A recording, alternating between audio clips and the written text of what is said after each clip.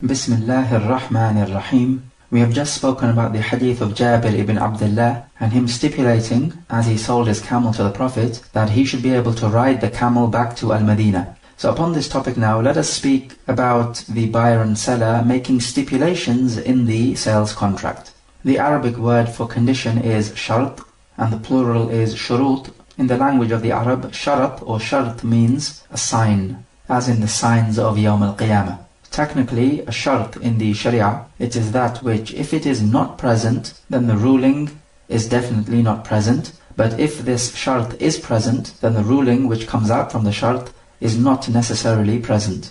So for example, wudu is one of the shurut of the salah. If the wudu is not present, then the salah definitely is not present, because there is no salah without wudu. But if you do have wudu, then it does not necessitate that the salah is present, because you could be in a state of wudu and not be praying. But when it comes to sales transactions, then we have two types of conditions. Conditions of the sales contract and conditions in the sales contract. You'll remember that at the beginning of this book, we gave 7 conditions for the sales contract to be correct, or sahih. Now we are going to talk about conditions in the sales contract. So what's the difference? Let us make mention of 4 differences. Number 1, conditions of the sales contract are given by the Shari' or the lawgiver, which is Allah Jalla wa Ala. As for conditions in the sales contract, they are given by one of the 2 parties of the sales contract, either the buyer or the seller. So the first difference is where they actually come from. The second difference, with the conditions of the sales contract, the validity of the sales contract depends on it. So the sales contract is not valid if the conditions of the sales contract are not met. Whereas the same thing cannot be said about conditions in the sales contract, because with respect to the conditions in the sales contract, then this has an effect on whether the sales contract takes place or not. Because if the other person does not fulfill the condition, then the one stipulating the condition does not need to go ahead with the trade. So he's not bound by the trade. So in other words, conditions in the sales contract, which are given by either the buyer or the seller, have an effect on binding the other party to the trade. It's got nothing to do with the trade being correct or not. So if the buyer says that I will buy the computer off you, but the memory in the computer needs to be 2 gigabytes, and then the seller sells a computer with 1 gigabyte memory, so obviously the seller has not fulfilled the condition, therefore the buyer does not need to buy this product, and he is not bound to this sales contract. So this is the second difference. Thirdly, when it comes to the conditions of the sales contract, it is not possible for anyone to overlook them. They absolutely must be met, because they are coming from Allah Jalla wa Ala. But as for conditions in the sales contract, then it is possible to drop them, because if you make a condition, it is possible for you to revoke this condition, because it comes from a human. So if, for example, we say that the condition of a sales contract is that both parties must be happy with the trade, we cannot say, well, let's just overlook this condition and force somebody to buy or sell. No, we cannot do this, because this condition comes from Allah and it cannot be dropped. Whereas a condition which comes from a human can be dropped. So if a person says, you need to sell me this computer on the condition that it needs to be 2 gigabytes of memory, then this person can easily change his mind and say, no, actually, just make it 1 gigabyte of memory. So this condition can be dropped. And difference number 4, that when it comes to the conditions of the sales contract, then all of them are correct and they are to be given consideration, because they come from Allah Jalla wa Ala. So it cannot be the case that there is a condition which comes from Allah and it is not correct in the Sharia. That's completely absurd, of course. Whereas when it comes to conditions in the sales contract, then they are divided into 2 categories. Some of them are valid and some are invalid, and are not to be given consideration. And the reason why they are invalid is because they go against the Sharia in some way. And we can also say the same thing about conditions of the marriage contract and conditions in the marriage contract. So for example, one of the conditions of the marriage contract is that the woman must have a wali. This condition comes from Allah Jalla wa Ala. But you could have a condition in the marriage contract. For example, the woman says that you can marry me on the condition that you give me more mahr. So this is a condition in the marriage contract. It can be dropped if she wants to, but the point is, this condition is coming from a human, it is not coming from Allah. So note the difference is between conditions of the contract and conditions in the contract. But now we need to ask a question. When stipulating conditions in the contract, so these are conditions that come from humans, do they have to be done at the time of concluding the contract, or can they be done after the contract or before the contract? Some scholars say that they need to be done as you are making the agreement, or after you have made the agreement, but you are still in one and the same place, so you have not left each other. Because as long as you do not leave each other, you can still revoke the trade. Or they say you can stipulate this condition during the time period in which you are allowed to revoke the sales contract. So for example, if the seller sells an item to the buyer and he says, I'll give you 3 days to decide if you want to go ahead with the trade. So you have 3 days to test out the item. If within the 3 days you want to revoke the sales contract because you don't want this item, then I'll give you this time period of 3 days. So these scholars say that within these 3 days now, in this example, you are allowed to make the stipulation, but not after the 3 days. So based upon this opinion, you are not allowed to make this condition in the trade before the contract or before the agreement. So they would say that it is permissible for you to sell your car and make the condition to the buyer that you will drive this car to a certain city, meaning the seller makes the condition that he will sell his car, but he will drive his car to a certain city, so upon that condition. This is correct because it took place during the actual agreement. However, if it was the case that the buyer and seller concluded this contract and it was understood between them both that the seller will sell his car only on the condition that he drives the car to a certain city, but this wasn't actually verbally stated in the contract. So some scholars say that this stipulation therefore is not correct, because it did not take place during the actual sales contract, nor did it take place after the sales contract, but before they both left each other. So before they both had the opportunity to revoke the trade. But the correct opinion here is that this condition is valid for 2 reasons. Firstly, because of the authentic hadith, al-Muslimuna ala shurutihim, the Muslims are bound by their conditions. And in this case, it was understood by both parties that the seller will only sell the car on the condition that he will drive to a certain city. And secondly, we can take an analogy from the nikah contract. Those ulama say that it is permissible to have stipulations in the nikah contract before the actual contract takes place. So if that's the case for nikah contracts, then why not also the case for the sales contract? So we say that these conditions in the sales contract can take place before the contract if both parties agree, and it can take place during the contract, and it can take place after the contract, but before they have both left each other, or within the agreed period in which both the buyer and the seller are allowed to revoke the trade. So the conditions in the sales contract can take place during all these times. Now, remember we said that the 4th difference is that some of these conditions in the contract are sahih or valid, and some are fasid or invalid. So let's take some examples of valid conditions. Valid conditions in the sales contract are those which do not violate what the sales contract necessitates. So for example, a sales contract necessitates that the buyer is in possession of what he has bought and he can do with it as he wishes. So the seller now cannot say that I'll sell you this product on the condition that you are not allowed to resell it, or you are not allowed to do such and such with it. This is clearly wrong because the buyer is in possession of his product and nobody can tell him what to do with his product. So let's take some examples of valid conditions. The seller says that I will sell you this item on the condition that you have to give me a rahan, which is a pledge. This is some item of value and it guarantees that the seller will receive the price, because if the buyer refuses to pay the price, then the seller can just take this pledge or this rahan and sell it and redeem his price. So this condition, meaning a sales contract with a rahan or a pledge, is permissible, and this is normally in the interest of the seller because it guarantees that he will receive the money for the item which he has sold. Another example, the buyer stipulates that he will pay the seller at a later date, so on credit. This is a condition which is valid, and normally the seller will make this condition because it favors him. As for the buyer, he would want the money on the spot, normally. But in this case now, is it a condition that the delayed period should be specified? So I'll pay you 1 year later, 6 months later? Or can he just say, I'll pay you later without specifying a definite period? Some scholars say yes, it's a condition, he has to specify a definite period.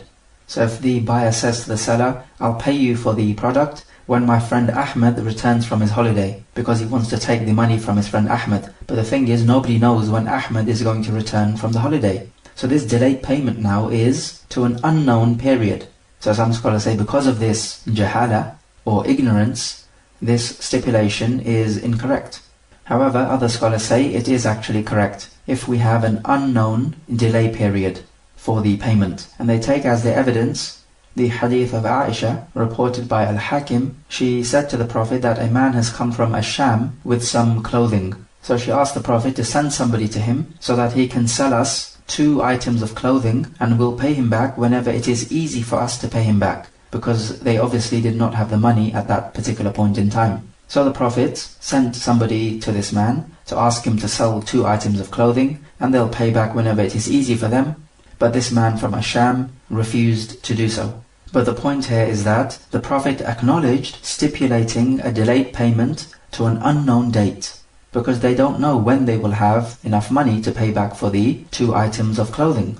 And also the evidence from the Quran, Surah Al-Baqarah, ayah 280, that if somebody owes you a debt and you know that he is in straitened circumstances financially, then it is obligatory upon you to give him delay until he can make the repayment. Allah Jalla wa Ala says, وَإِن كَانَ ذُو عُسْرَةٍ فَنَظِرَةٌ إِلَى مَيْسَرَةٍ.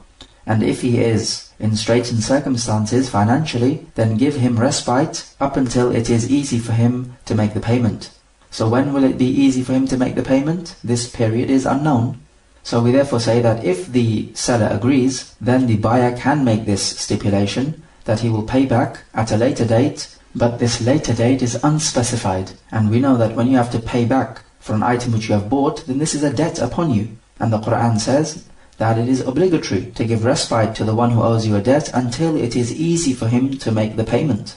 Another example, a person buys a servant and he makes a condition that this servant needs to be somebody who is able to write. This is a valid condition. Or for example, that a servant lady should be a virgin. This is something which is permissible for the buyer to stipulate. So what happens when a valid condition is not fulfilled by the other party? We say in this case that the one who made the condition has the choice to revoke the sales contract, because his condition was not met, and the condition was agreed upon, of course, and the Muslims are bound by their stipulations. So that's fair enough, but does the person who made the condition have a choice to keep the product but take back some of his money because of the loss in the condition not being met? So in other words, he wants an indemnity for the lack of the fulfillment of the condition. So for example, if the buyer says that I will buy this computer on the condition that it should be a 2 GB computer, but it turns out that it's a 1 GB computer. However, he does not want to return the computer because the computer has many other features which he likes. So he wants to keep the computer, but he just wants some of his money back because the computer is not 2 GB, it is 1 GB. So he wants an indemnity payment for that. There's a difference of opinion on this issue. Some scholars say yes, he's entitled to the indemnity, and other scholars say no, he's not entitled. Either he has to return the product or keep the product at the price which he paid. But the correct opinion here is as follows. If it becomes known that the seller intentionally duped the buyer, then clearly here the seller is sinful and he is at fault. And the buyer in this case can keep his computer and is entitled to the indemnity because of the loss of the fulfillment of his condition. As for if the seller did not intentionally dupe the buyer, then in this case either the buyer will return the product or he keeps the product without indemnity. And the reason for this is because the seller himself may be duped and did not know about the defect. And so the seller would say that I am not happy to give back any indemnity and I want to sell this product for this particular price, or I will not sell it to anyone.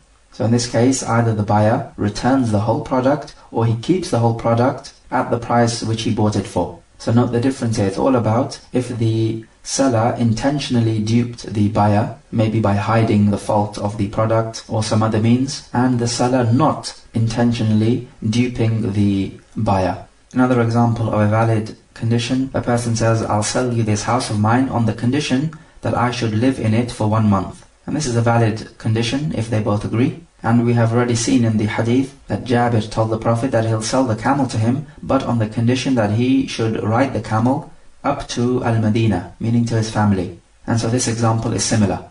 Or for example, the buyer says to the seller that I'll buy this firewood from you, but on the condition that you must carry this firewood to my home because I do not want to carry it. This is a permissible condition.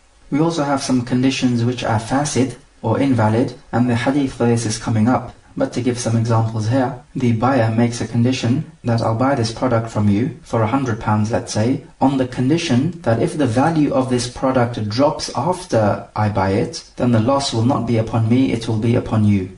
So if the buyer buys it for £100, then he wants to sell it again to make a profit, but the price of this item drops to, let's say, £90 in the market. So clearly this is a loss of £10. So this buyer says that I make this condition that there will be no loss upon me, and any loss will be borne by you. This condition is fasid. The trade can go ahead, there's no problem with that. However, this condition is not to be respected because it directly opposes what is necessitated by a sales contract and also the law of the Sharia. Because if the buyer buys this product and the value of the product in the market was to increase, then certainly this increase will be enjoyed by the buyer. So he will certainly have the profits. So the rule is anyone who enjoys the profits of an item must also suffer any losses in the item. And this is taken by the hadith in the Sunan, authentically reported, Al-Kharaju bid-Daman, that the profit is for the one who is a guarantor. So basically, if you were to enjoy the profits of this product, then you must also bear the loss. It cannot be the case that you enjoy the profit but somebody else bears the loss. A similar example is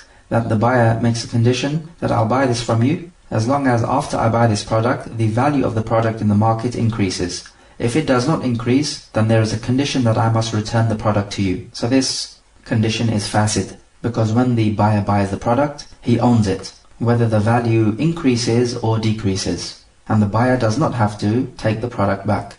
What about this example? The seller makes a condition that I'll sell you this product on the condition that you are not allowed to resell it. Is this a correct condition to make? The answer is yes and no. Normally it would not be a correct condition. However, in the case where the seller has a valid reason for making this condition, then this condition is valid.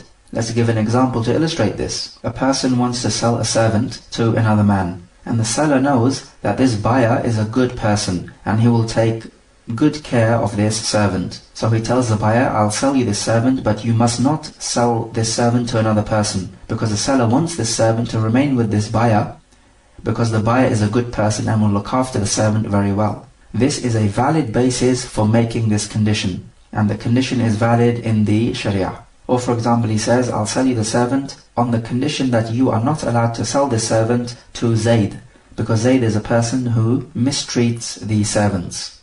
This is a valid basis for making the condition. So we say in cases like these, if the seller has a valid basis for making a condition like this, then we say the condition is valid. If the buyer does not like this condition, then he's always free to not accept the condition and not enter the sales contract. Can the seller say, I'll sell you this servant on the condition that you will not free him and you will keep him in servitude? The answer is yes, he can make this condition if there is a valid basis. For example, he knows that this servant, if he is freed, he's of the nature who will turn into a gangster and will cause mischief. So it's better that he remain a servant where he will be kept under control. So this is a valid basis. Otherwise, if this servant is a Muslim and he is a decent person, then the Sharia is expecting you to free the servant. And of course we know there's a great reward in this, such that for every limb of the servant you free, Allah will free your corresponding limb from Jahannam.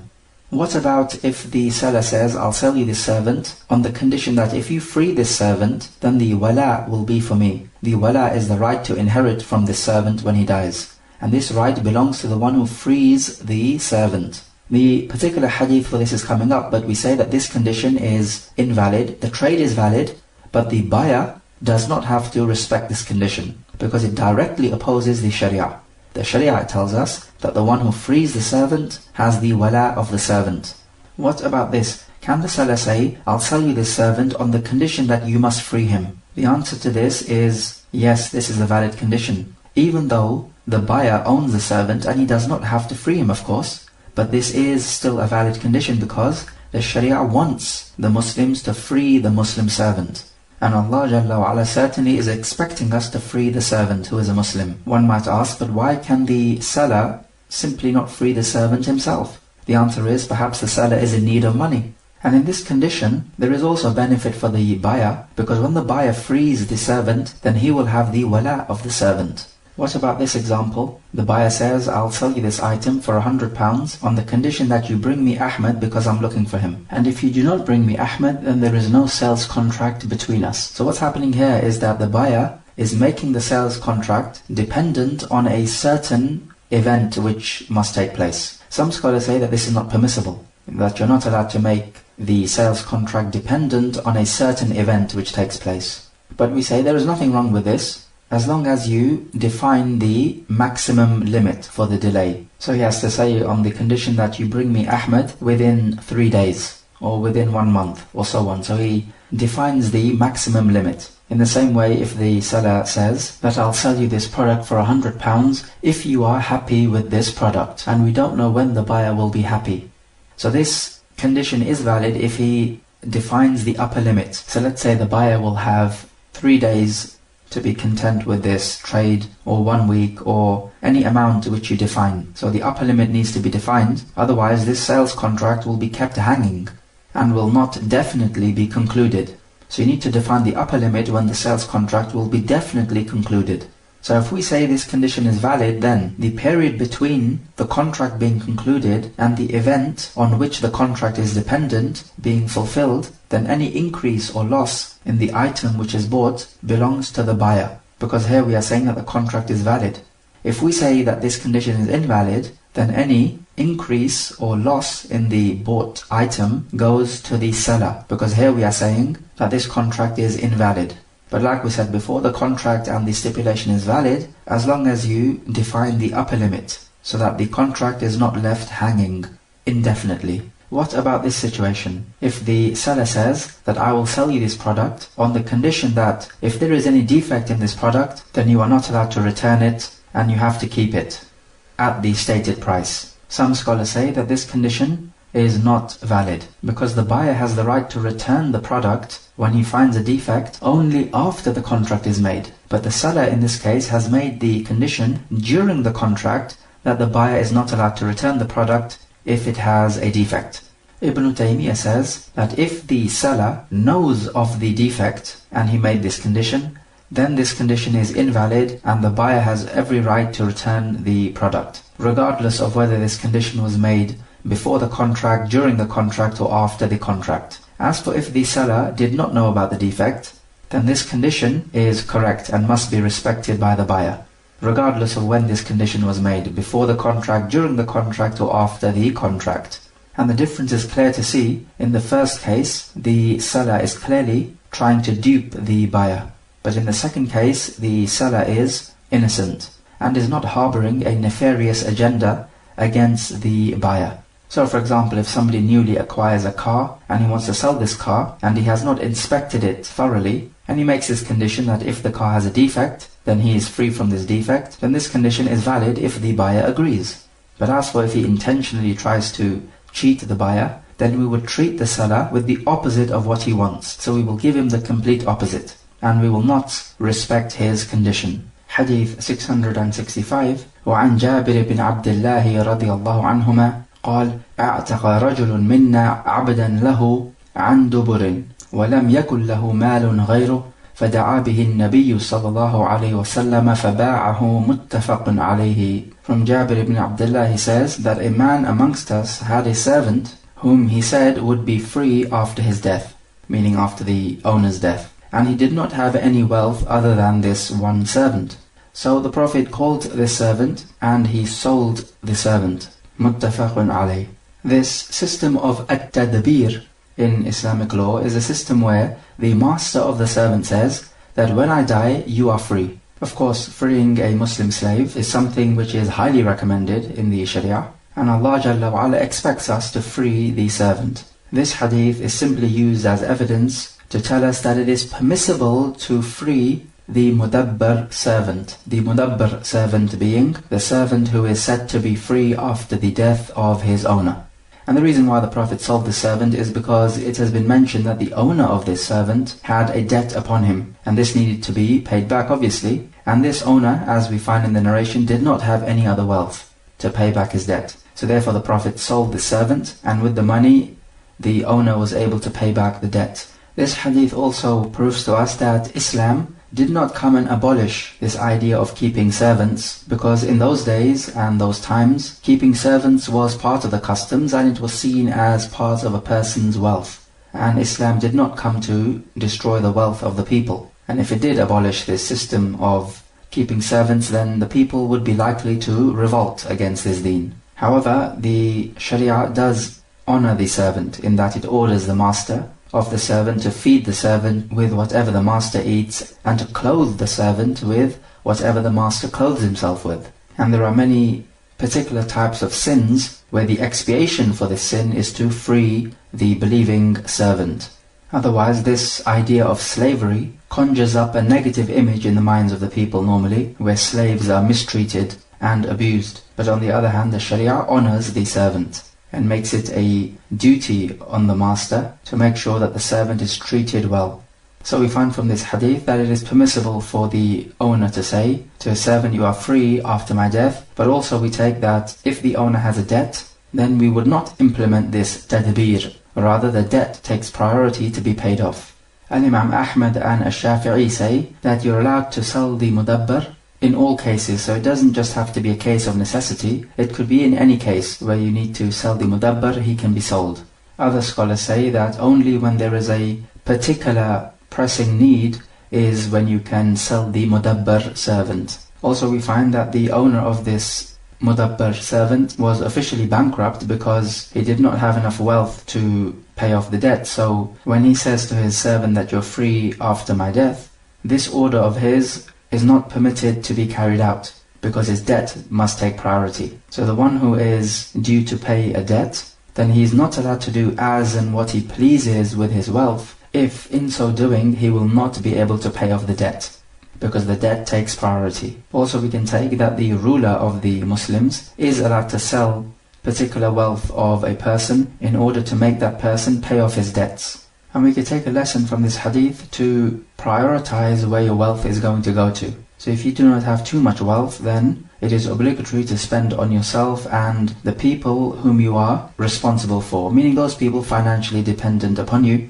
In the hadith in Sahih Muslim, the Prophet said, كَفَى بِالْمَرْءِ إِثْمًا أَن يُضَيِّعَ مَنْ يَعُولُ. It is enough of a sin for a person that he should waste or not look after those whom he is financially responsible for. As for if you do have much wealth or surplus wealth, then you need to seek opportunities to spend it in ways which will please Allah Jalla wa Ala, because from this enormous amount of wealth which you have, only that which you spent in the cause of Allah Jalla wa Ala will benefit you. All the rest of your millions of pounds will not benefit you in aught. Allah Jalla wa Ala says in the Quran, وَأَقِيمُوا الصَّلَاةَ وَآتُوا الزَّكَاةَ وَأَقْرِضُوا اللَّهَ قَرْضًا حَسَنًا وَمَا تُقَدِّمُوا لِأَنفُسِكُم مِّنْ خَيْرٍ تَجِدُوهُ عِندَ اللَّهِ هُوَ خَيْرًا وَأَعْظَمَ أَجْرًا. And establish the prayer and give the zakah, and give to Allah a goodly loan. And whatever you put forward for yourselves out of the good which you spend, you will find it with Allah better and greater in reward.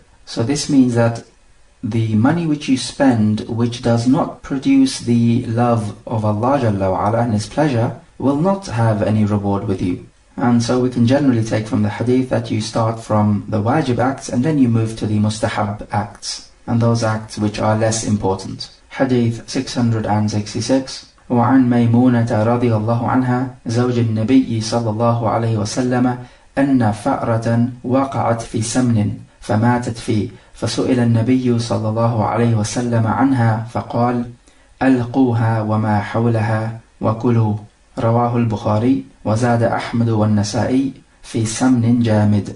From Maymuna, she says that a mouse fell in some fat or butter and it died.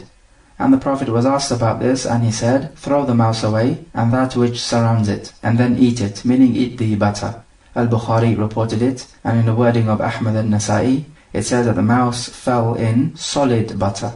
Hadith 667. وعن أبي هريرة رضي الله عنه قال قال رسول الله صلى الله عليه وسلم إذا وقعت الفأرة في السمن فإن كان جامدا فألقوها وما حولها وإن كان مائعا فلا تقربوه. رواه أحمد وأبو داود وقد حكم عليه البخاري وابن حاتم بالوهم. From Abu Hurairah, that the Prophet is reported to have said, if a mouse falls in some butter, then if it is solid, then throw away the mouse and whatever surrounds the mouse, meaning where it landed. But if this butter is in liquid form, then do not approach it, meaning the whole butter. Ahmad and Abu Dawud reported it, and the wording of this hadith is shadh.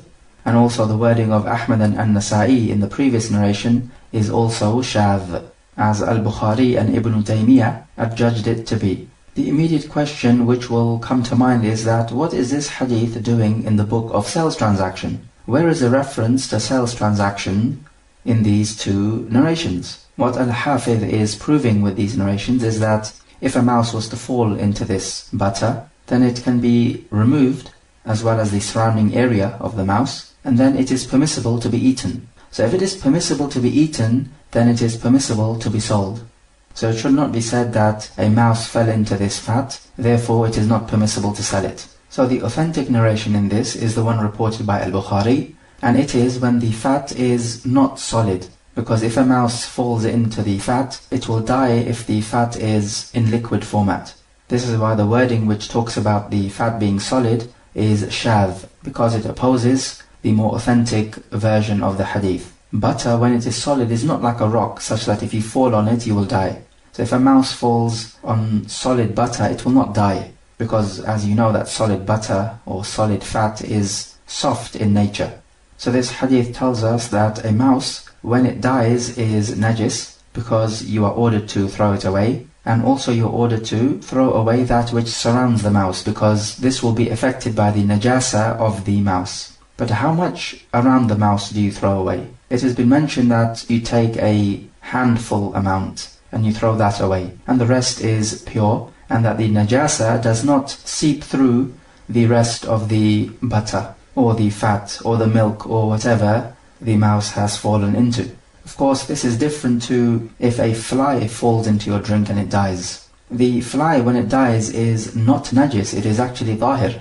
Not that you're allowed to eat it because it is not from the tayyibat, but it is tahir. So therefore, if a fly dies in your drink, you throw it away, but you don't need to throw away the surrounding area of the fly, because it is tahir.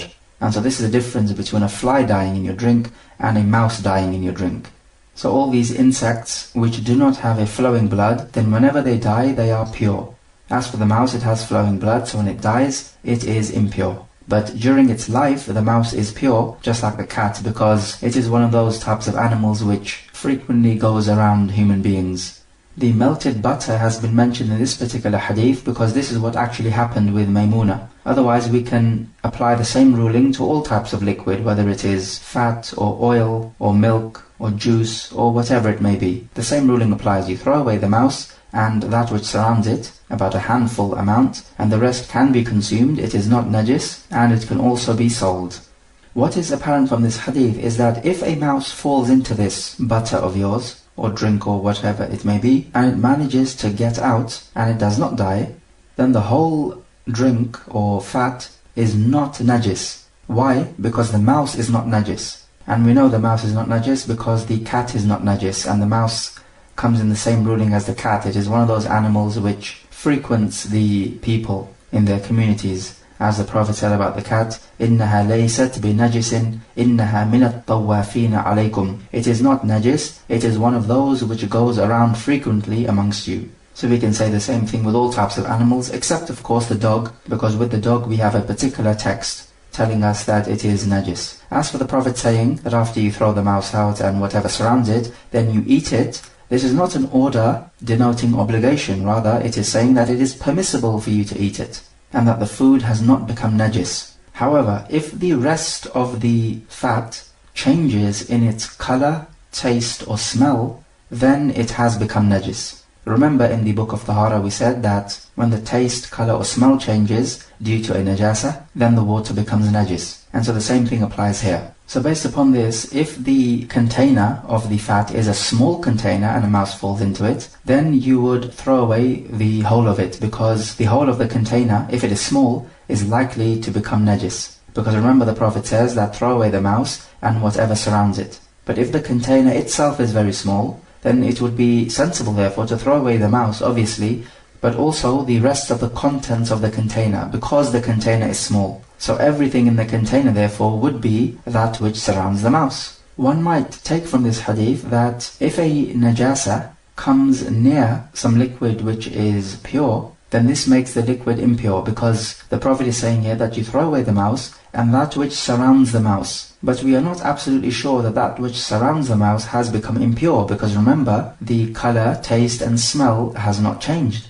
And so long as these three qualities don't change, we cannot adjudge it to have become impure. So why then do we throw away that which surrounds the mouse? Some ulama will take from this that when a najasa comes near something which is pure, then it makes it impure. However, we do not agree with this opinion, because this would mean that if you have, let's say, a dead animal which is impure, lying near a pond or some water, and the stench of this dead animal comes onto this water, does this make the water impure, even though the water has not changed in its smell, color and taste? We say no, it does not make the water impure. Rather, the water is pure until these three qualities change. So why is the Prophet ordering us to throw away that which surrounds the mouse, even though its color, smell and taste has not changed? We say the reason why the Prophet is doing this is out of caution, meaning just to be on the safe side.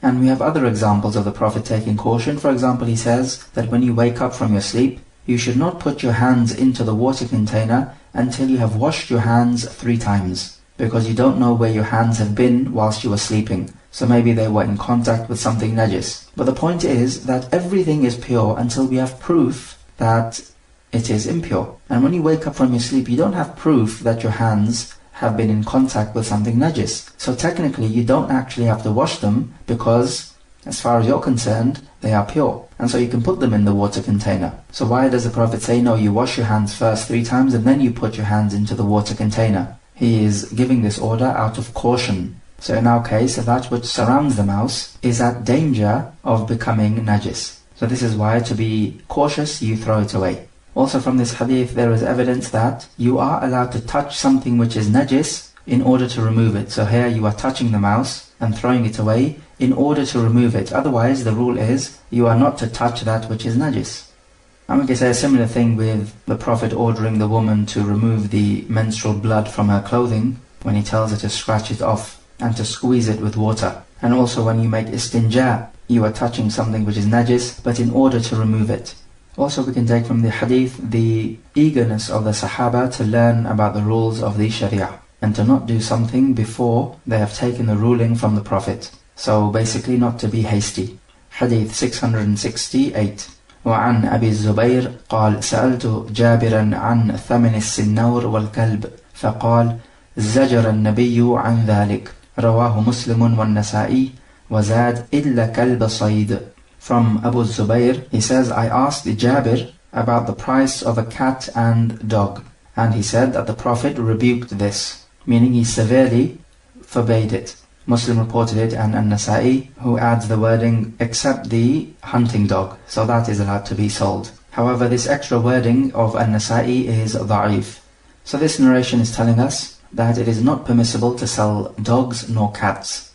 Of course, it is permissible to keep a dog for the purpose of guarding your fields or the sheep, or a hunting dog, though it should not be kept inside the house, because angels don't enter a house in which there is a dog. And of course it is permissible to keep the cat in the house in all cases. It's just that whichever pet you have in the house, it must be properly looked after. And mistreating even animals carries a serious punishment, as we find in the authentic hadith in the Sahihain, that a woman entered Jahannam because of a cat which she held back. She did not feed it when she held it back, nor did she let it out so that it could eat from the vermins of the earth. So therefore we find that oppressing animals is a major sin. We already spoke about the price of a dog, and we said that this is not allowed in all cases, even for dogs which are permissible to be used. But what about the cat? The ulama say because the cat is not classified as wealth, therefore you cannot trade with it. Remember we said that from the conditions of the trade is that it needs to be wealth which has a beneficial use. And they say that the cat does not enter this category. And it is just like selling water. Normally tap water is not sold because it is abundant in quantity and it is not from the things which are sold. However, the majority of the scholars say that it is permissible to sell the cat if it will have a use. And it certainly does have a use in that it can catch rodents. So the majority say that if it has a use of this sort, then it can be sold. Otherwise, what is apparent from the hadith is that it cannot be sold in the absolute sense, because it is one of those things that should be given as a gift, not made money out of. So in any case, practically speaking, we would recommend that if you have cats in your house, that you do not sell them, and if you want to get rid of them, simply to give them as a gift. And this would be you being on the safe side. But most scholars say it is makruh to sell a cat because it is not one of those things which should be sold. But if the cat has a use, then it is permissible. Hadith 669. وعن عائشة رضي الله عنها. This narration from Aisha رضي الله عنها. She says that Barira, a servant woman, came to me and she said that I have entered into a contract with my owners that I will buy my freedom off for 9 awaq. Awaq being plural of uqiyah. And 1 uqiyah is 40 dirahim. So anyway, the price is 9 awaq. Every year she will pay 1 uqiyah. And so she said, help me do this. And so Aisha says that I said, if your owners should so wish, I will pay them the 9 uqiyah, but your wala will be for me. The wala of the servant being that when the servant dies, the one who freed the servant has a right to the inheritance of the servant. So she said that if your wala will be for me, then I will do so. Meaning I will pay these 9 awaq. So Barira went to her owners and she told them what Aisha said, but the owners refused that the wala should be for Aisha. They wanted her wala. So she went back to Aisha and the Prophet was sitting in the house, and Barira said that I suggested to them what you said, but they refused and they wanted the wala. And the Prophet heard this, and Aisha informed the Prophet about this situation, and the Prophet told Aisha, خُذِيهَا وَاشْتَرِطِي لَهُمُ الْوَلَاء. Take her, meaning take Barira, so buy her for the 9 awaq, and make the condition that they, meaning the owners of Barira, have the wala. فَإِنَّمَا الْوَلَاءُ لِمَنْ أَعْتَقْ. But the wala is only for the one who frees the servant. So Aisha did this, and then afterwards the Prophet stood up, addressing the people, and he praised Allah and he extolled him, and he said, أَمَّا بَعْدْ فَمَا بَالُ رِجَالٍ يَشْتَرِطُونَ شُرُوطًا لَيْسَتْ فِي كِتَابِ اللَّهِ تَعَالَى ما كان من شرط ليس في كتاب الله فهو باطل وإن كان 100 شرط قضاء الله أحق وشرط الله أوثق وإنما الولاء لمن أعتق. What is the matter with some people? That they are making conditions which are not in the book of Allah. Any condition not in accordance with the book of Allah, meaning the Sharia, then it is invalid even if they were 100 conditions. The judgment of Allah is the truest, and the condition of Allah are the firmest, and the wala only belongs to the one who frees the servant. Muttafaqun alayhi wal lafdhu lil Bukhari. The hadith is agreed upon and the wording is of al-Bukhari, and in the wording of Muslim he said, Ishtariha wa a'tiqiha wa ashtariti lahumul wala. Buy her and free her, and make the condition with the owners of Barira that they will have the wala. This is an extremely important hadith, and there have been ulama who have extracted hundreds of fawaid from this hadith. So let's take a look at this hadith. One of the families of Al-Madinah has a servant woman called Barira. She entered into a mukataba contract with her owners. This is when the servant agrees with the owner that he will work and earn money, and from this money he will pay for his freedom. And they agree to a price, and the contract is settled. This type of servant is called the mukatab. Allah says in the Quran, in reference to this, in Surah An-Nur, وَالَّذِينَ يَبْتَغُونَ الْكِتَابَ مِمَّا مَلَكَتْ أَيْمَانُكُمْ فَكَاتِبُوهُمْ إِنْ عَلِمْتُمْ فِيهِمْ خَيْرًا. And those of your servants who want to buy their freedom, then give them such a contract if you think there is good in them. Majority of the scholars say that this order is one of recommendation, that if he's seeking a mukataba contract, then you are recommended to agree to this contract so he can buy his freedom, if you feel that him being a free person will be beneficial to him and to society. But if you feel that if he becomes a free person, he's going to cause mischief, then you do not allow him to buy his freedom. The Zahiriyya say that this order denotes obligation, because firstly it's an order, and secondly Allah Jalla wa Ala wants us to free the servant at any possible excuse. And this opinion of the Zahiriyya is a decent and understandable opinion. So anyway, the point about this hadith is that Barira is a mukatab servant, and she wants to buy her freedom for 9 awaq, and she wants Aisha to help her. Aisha is willing to help her, but because Aisha is going to buy Barira, and when she buys Barira, then Barira would be the servant of Aisha, and then Aisha is going to free her. So the wala belongs to the one who frees the servant. However, the original owners of Barira are saying, no, Aisha can buy Barira, and when she frees Barira, the wala should belong to them, meaning the original owners. And this condition of theirs goes against the Quran and the Sunnah. The Book of Allah says that the wala belongs to the one who frees the servant. So Aisha informs the Prophet about this dispute, and the Prophet tells her, okay, buy her and then free her, and tell the owners of Barira that they will have the wala.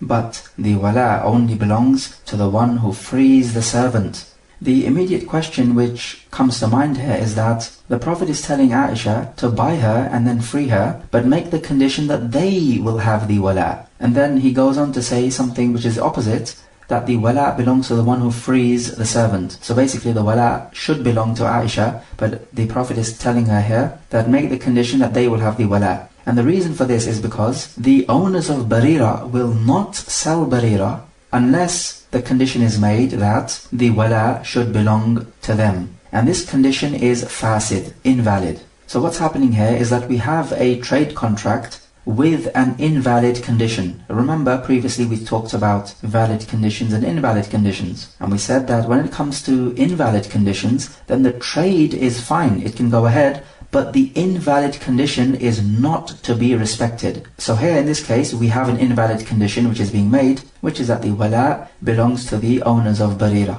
So the trade goes ahead, but the condition is not to be respected. And so this is why the Prophet stood up afterwards and he told the people that the wala only belongs to the one who frees the servant. And he told the people generally because he wanted everybody to know, not just the owners of Barira, but also everyone else, so that nobody else falls into the same mistake of stipulating this invalid condition. So the end result of it all is that Aisha buys Barira for 9 awaq, she frees her, and the wala of Barira belongs to Aisha, not to the original owners of Barira. As the Prophet simply told the family of Barira when he was addressing the people, you are not allowed to have the wala of Barira, because this condition directly opposes the Book of Allah, meaning the Sharia of Allah Jalla wa Ala. Aisha bought Barira for 9 awaq, whereas Barira was due to pay 9 awaq over a period of 9 years, 1 uqiyah for every year. So it shows that if you owe somebody a debt to be paid at a later date, you can forward this debt and pay him before the due date. We take here that a woman can own a servant, as Aisha here owned Barira. If a woman owns a male servant, does she have to wear the hijab in front of him because this male servant clearly is not a mahram to her? We say that in this case, if fitna is not feared, then she does not need to wear the hijab in front of her male servant, because then she would have to wear hijab in her own house, and this will be difficult for her. So if we have a case where the male servant is young and of strong desire,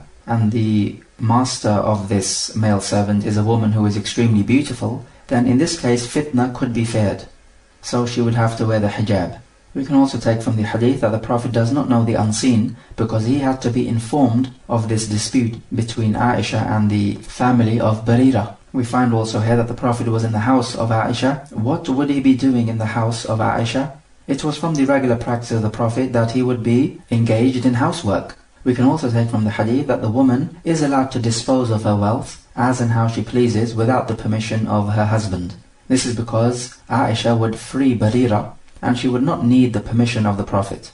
However, what about this case? If a man buys some jewelry for his wife so that she could adorn herself for him, and so obviously this is beneficial for both the woman and the man, then is the wife now allowed to sell this jewelry which the husband bought for her for a specific purpose? It appears in this case that she is not allowed to sell the jewelry except with the permission of her husband, because in so selling this jewelry she would be opposing a desired aim of her husband and taking away something of his rights over her. So therefore she should seek permission in this case. We also take that it is permissible to make a batil or an invalid condition in the trade in order to annul it, just as the Prophet did here. We also take the valuable lesson that the wala belongs to the one who frees the servant, not to the one who simply sells the servant to somebody else. We also take that the Prophet would give the khutbah for general affairs, but also for specific affairs. So in this case now, he is giving a khutbah for a specific situation, which is the situation of the wala.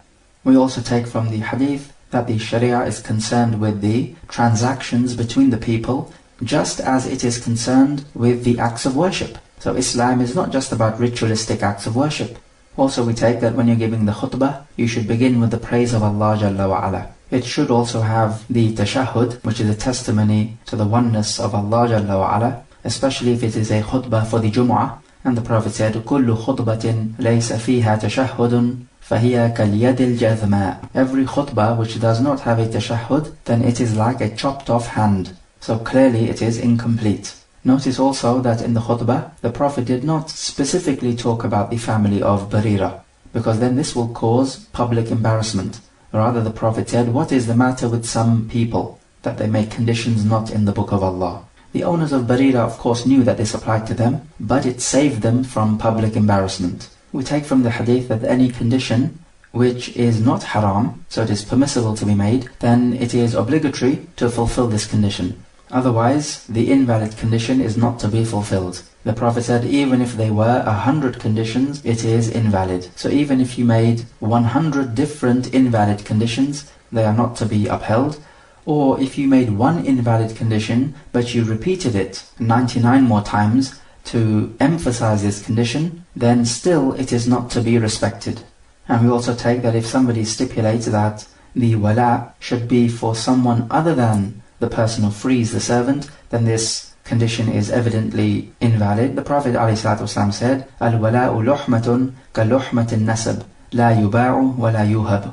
The wala is a relation just like the blood relation. It is not to be sold nor to be given as a gift. So if you have a blood brother, for example, you cannot sell this relationship of your blood brother to someone else. So you cannot say, you pay me some money and you can become the blood brother of this person. And neither can you give this relationship as a gift to someone. So you say to another person, you can be the blood brother of my brother. I'll give this relationship as a gift to you, so that perhaps you can inherit from him when he dies, and so on. This is clearly absurd, and so the same ruling applies to the wala.